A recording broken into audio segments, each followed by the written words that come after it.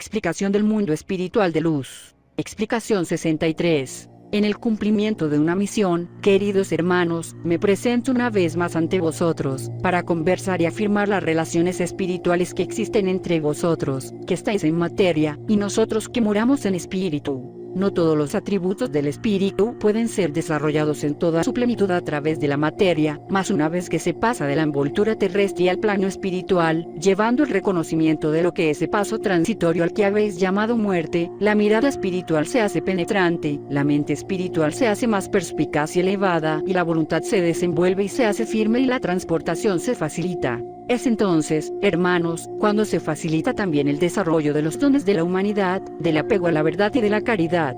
Es por todo esto que nosotros, seres espirituales, que tenemos delante de nuestros espíritus el hermoso panorama espiritual que os espera a vosotros, los encarnados, venimos con tanto anhelo a desmaterializar vuestra vida humana enseñándoos un camino firme, un sendero lleno de encantos espirituales, pleno de luz que conduce al más allá. Vuestra vida humana, hermanos, que se encuentra llena de lecciones, es un reflejo, una metáfora de lo que es la vida en el más allá. Todo cuanto existe en esta vida terrestre, lo encontraréis también en la vida espiritual. Luz, calor, alimento, elementos necesarios para la vida espiritual. Así como en este plano tenéis afectos terrenales, en la vida espiritual hay un padre y una madre, hermanos y una familia infinita. Hay, hermanos, muchas moradas en la casa del Padre. J.N. 14:2, muchos senderos, hay goce y dolor, hay riqueza más también mezquindad. Mas la vida en el espíritu en las mansiones espirituales es elevada, está desprovista de cosas materiales, y sus elementos son perfectísimos, son la esencia misma del Creador. Es tan elevada y perfecta la vida espiritual, que los seres humanos, aun llevando en sí un espíritu, se sienten pequeños e impotentes de penetrar dentro de esa vida y morar en ella, y esto es así porque dudan. Los seres humanos viven atormentados por la duda, sienten la atracción de las cosas de la tierra, sienten la opresión de la carne, la esclavitud del mundo y cuando piensan en el más allá, piensan también en la ausencia de este mundo y siente dolor por despojarse de las cosas materiales, de las cosas que le han sido tan queridas y tan familiares. Si por un instante vuestro espíritu se desprendiera para alimentarse o vivir alguna experiencia en el valle espiritual, vuestro espíritu retornaría lleno de optimismo, despertándose en el fondo de la ilusión de vivir ya esta vida material, soportando sus pruebas y tomando el cáliz de amargura, con la mirada puesta en llegar al final de esta etapa humana, para comenzar ese otro camino sabiendo que le esperan grandes sorpresas, inmensas revelaciones, la vida de paz y perfección, y la patria verdadera de donde brotó y a donde habrá de regresar.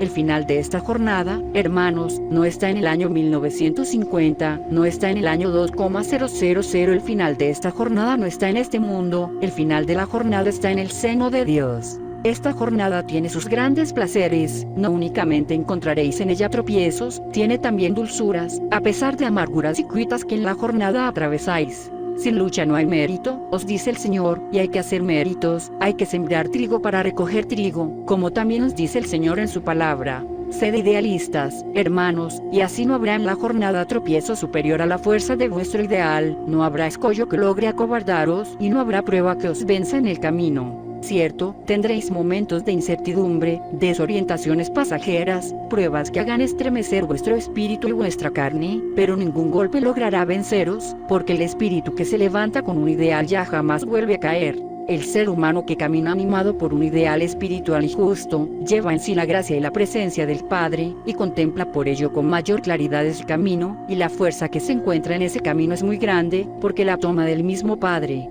Si lleváis en vosotros un ideal, mientras más fuertes sean las pruebas, más fuerte se siente el espíritu para vencerlas. El universo, hermanos míos, se encuentra en tiempo de purificación. Lee. 17:3137. La mano del Juez Supremo se encuentra fertilizando cada corazón, cada raza de la humanidad y cada pueblo de la tierra. El espíritu de la humanidad presiente un cambio, y presiente que después del caos brillará la luz, mas no acierta a explicarse a sí mismo cómo serán estas cosas ni cuándo han de suceder. Y mientras tanto, la purificación continúa, las pruebas se ciernen y se suceden una tras de otra, tocando a las naciones y a los hombres un por uno. El cáliz de amargura es bebido por todos los hombres gota a gota, y la humanidad no alcanza a ver el fondo de ese cáliz. Cuando la humanidad reconozca, palpe, sopese y saboree las consecuencias de sus obras, cuando haya bebido el cáliz de amargura hasta las heces, 16, 19, y recoja el resultado de sus luchas y la cosecha de sus siembras, entonces será cuando estará a punto el espíritu de abrir sus ojos a la plena luz. Un tiempo más de purificación, hermanos, para que venga después Dios a proponerle al universo la espiritualidad, un tiempo de purificación universal para los pueblos de la tierra, tiempo que también será de depuración y purificación para Israel. Estas dos cosas deben coincidir, estos dos factores deben darse, el de la purificación máxima del género humano, y el de la preparación espiritual del pueblo de Israel. Cuando estos dos hechos se hayan verificado, Israel habrá de levantarse llevando en su espíritu el estandarte invisible, el estandarte espiritual de esta obra, reflejado en su espíritu y en su materia. Ap. 14, 1. Entonces, alertado ya el universo y preparado por los acontecimientos sobrenaturales y por los hechos superiores al hombre, podrá encontrarse frente a frente con los preparados por el Señor, con los discípulos de la divinidad, con el pueblo de Israel que surgirá una vez más de las sombras y de lo ignorado, para dar su grito de paz, de luz, de liberación espiritual y de fraternidad verdadera. Cuando vuestro espíritu se haya impuesto sobre la carne, cuando saturado el espíritu y pleno de la irradiación que todavía tenéis entre vosotros, domine sobre la carne y doblegue las pasiones, cuando vuestra materia sea instrumento dócil y manejable del espíritu, entonces sí podréis ocuparos de los demás, podréis entonces curar a vuestros semejantes al sentir el dolor de los demás. Difícil es la tarea, hermanos, mas a eso habéis venido, es ese vuestro destino irrevocable, es el camino que deberéis transitar, mas regocijaos porque es el camino trazado por el Señor, el sendero de luz y amor que deberéis señalar a los hombres en este tiempo. Por vuestro ejemplo y enseñanza, los hombres entrarán nuevamente por la senda estrecha de la justicia, del orden, de la virtud y de la moral en todas sus formas.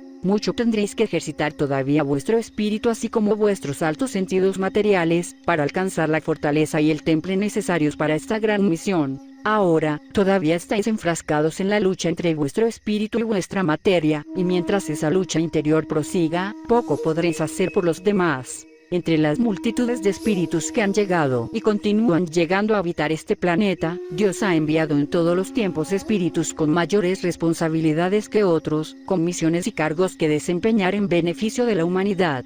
Y no han sido esos espíritus en escaso número, no, forman multitudes, forman legiones, 7, 9, porque en todos los tiempos, en todo país, comarca, aldea y hasta en el más pequeño conglomerado de seres humanos, han venido a morar entre la humanidad esos espíritus dotados, con mayores misiones. ¿Y cuáles han sido esas misiones y esas responsabilidades mayores? El don de gobernar, el de enseñar, el de juzgar y el de sanar al enfermo, son algunas de esas responsabilidades de las que os hablo. Cuán pocos han sido los espíritus que han sido fuertes ante las tentaciones del mundo para desempeñar fielmente su misión, tal y como el Padre se las confió. Cuántos se han desviado de la senda, tergiversando la finalidad de sus misiones y responsabilidades.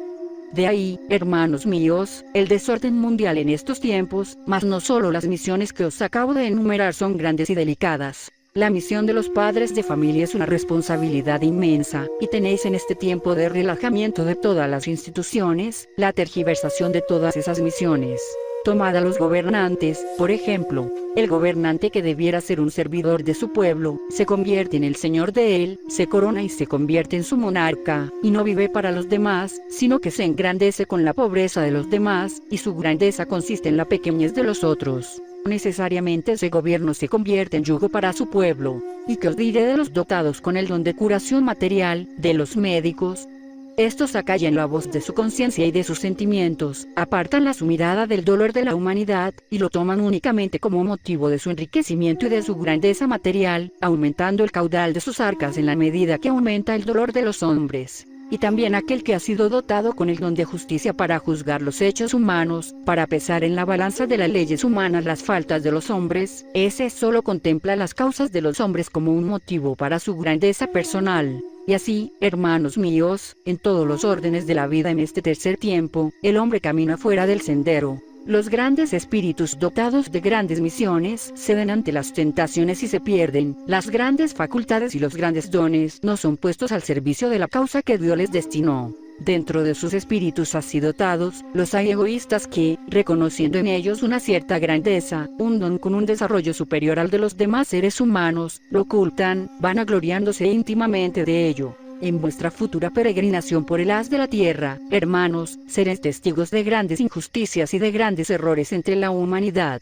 Tendréis que ver cómo se medra con el dolor humano, con la viudez, con la orfandad y con las más grandes necesidades humanas. Veréis a los grandes ministros de las religiones, dentro de las cuales se encuentran también espíritus dotados de grandes misiones, ocultando la luz del Padre a los espíritus hambrientos y sedientos de ella, o entregando débiles chispas de esa luz a cambio de riquezas humanas, a cambio de la pompa y el lujo terrenal. Seréis testigos, os repito mis hermanos, de injusticias y profanaciones muy grandes, mas vosotros no deberéis ser jueces de la humanidad. Di.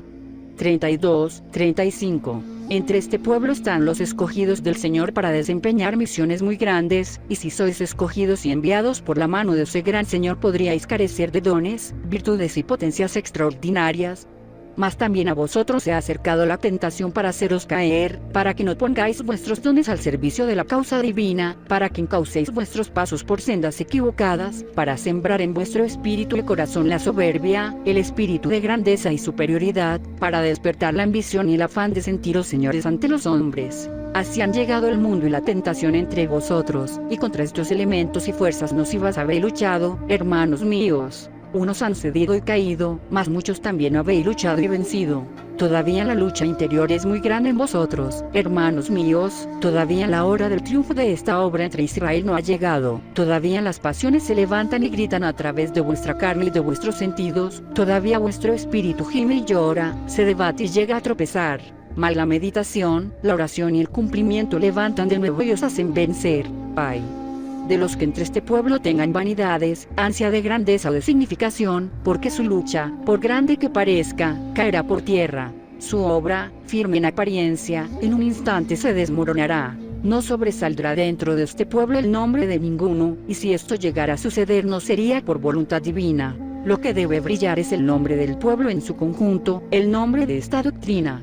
Sed, pues, los mansos y humildes si queréis agradar verdaderamente al Señor y si queréis que en el silencio y la intimidad de vuestro corazón descienda Dios a recrearse con vosotros. Ocultad en vuestro espíritu y en vuestro corazón vuestros méritos, y aún ignoradlos vosotros mismos, y Dios que les conoce, Mt. 6:3-4, y que es justicia y es amor, hará en vosotros su voluntad, y descenderá a morar en vuestro santuario interior.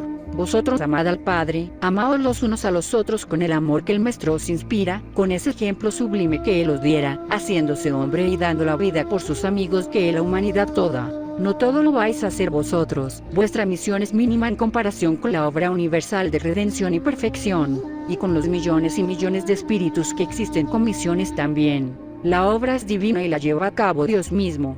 Que la paz del Señor reine en vuestros corazones, en vuestros hogares, en todos los pueblos y naciones, y que vuestra oración sea una comunión de espíritu a espíritu, y sea una acción de gracias por estos dones que Él nos concede así como una invocación de paz para el universo entero.